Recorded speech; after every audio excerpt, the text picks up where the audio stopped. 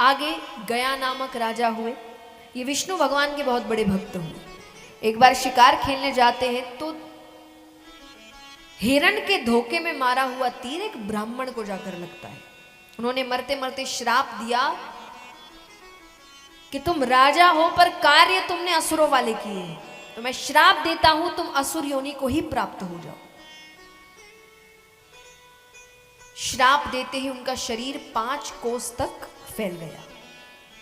पर भगवान के भक्तों की बुद्धि जल्दी से भ्रष्ट नहीं होती, और जिसकी हो गई वो भक्त कभी था ही नहीं। ये याद रखना, भक्तों की बुद्धि भ्रष्ट नहीं होती। तो यहां पर इनको लग रहा है कि अब राज्य जाकर क्या करूंगा, प्रजा डर जाएगी मुझे ऐसे देखकर। तो वो तप करने वन की ओर जाते हैं। ब्रह्मा जी प्रसन्न हुए। ब्रह्मा जी ने कहा क्या चाहिए वरदान में। अब उन्हें डर था कि उन्हें देखकर लोग डर जाएंगे,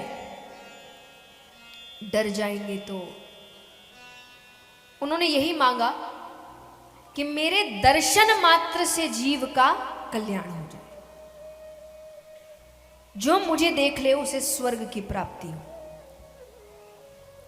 तो उनको ये वरदान मिलता है। अब ये वरदान मिलने के बाद वो वापस अपने राज्य आ गए तो बात आग की तरह फैलती है।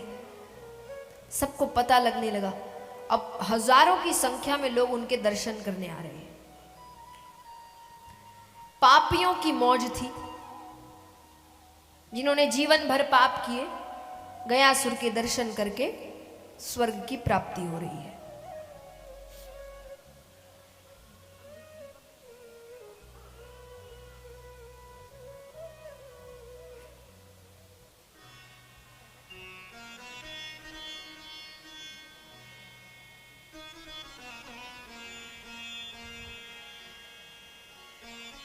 तो पापियों की यहां मौज थी। स्वर्ग सब पहुंच रहे हैं, नरक लोक खाली होता गया। तब भगवान गयासुर के पास आते हैं कि मुझे तुम्हें मारना पड़ेगा, क्योंकि तुम्हारे कारण संतुलन बिगड़ रहा है। कोई आखिरी इच्छा है तो बताओ। उसने कहा एक नहीं 2 इच्छाएं हैं, अगर पूरी कर दी तो मैं अपने प्राणों का दान दे दूं। पहली इच्छा, इस भगवान यज्ञ में आए थे, इस यज्ञ को करते वक्त जितने देवी देवता यहां निवास कर रहे हैं वो जब तक सूरज चांद रहेंगे मुझ में निवास करेंगे। और अगर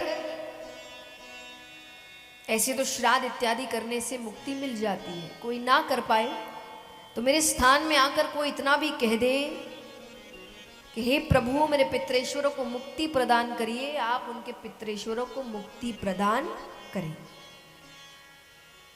भगवान ने दोनों इच्छाएं पूरी करी और उन्होंने अपने प्राणों का दान दिया।